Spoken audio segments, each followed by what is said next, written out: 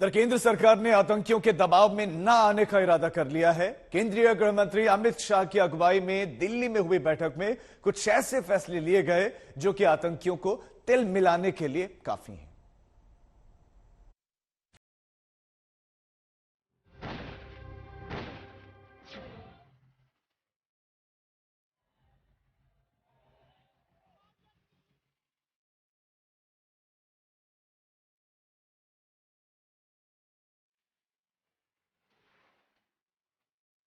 मुगालते में है दहशतगर्द कि वो गोलियां चलाएंगे और कश्मीर में अमन चैन खत्म हो जाएगा।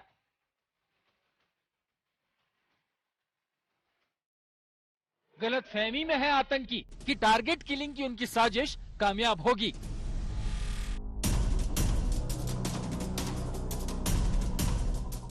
हाँ, ये सच है कि घाटी में दहशत है। टारगेट किलिंग की बढ़ती वारदातों से कश्मीरी पंडित खौफ में है। पलायन भी हो रहा है। कश्मीरी पंडितों का गुस्सा, आक्रोश भी झलकता दिख रहा है। लेकिन ये इस वक्त की बात है।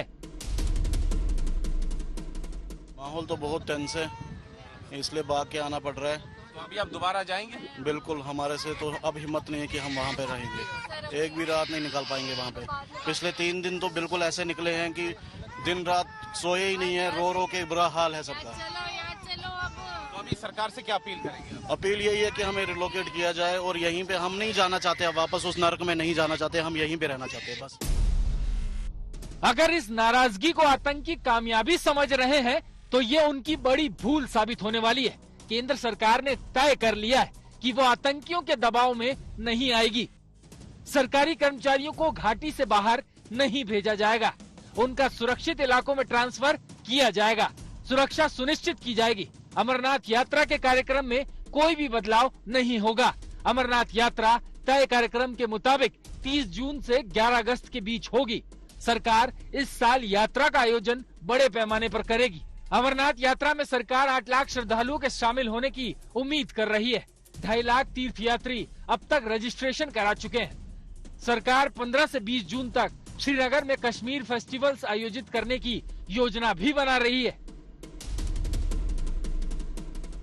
यानी कि आतंकी साजिश के आगे सरेंडर करने की बजाय मुंह तोड़ जवाब देने की तैयारी हो चुकी है, क्योंकि ये केंद्र की मोदी सरकार के लिए भी बड़ी चुनौती है। धारा 370 की विदाई के साथ जो दावे किए गए थे उस पर खरे उतरने का चैलेंज है। टारगेट किलिंग और पलायन के सवाल पर विपक्ष लगातार सवाल उछाल रहा है। कश्मीर में नॉन लोकल्स पर हो रहे हमलों में कोई कमी नहीं आ रही है।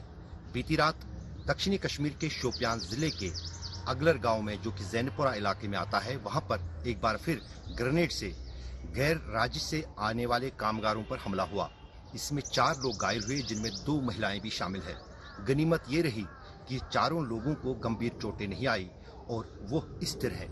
लेकिन जिस अंदाज से पिछले 48 घंटों के दौरान इस तरह के 3 हमले दक्षिणी कश्मीर में सामने आए हैं, उसने सुरक्षा एजेंसियों की चिंताएं भी बढ़ाई हैं और साथ ही साथ दूसरे राज्यों से कश्मीर में काम करने लोगों में खौफ भी बढ़ाया है।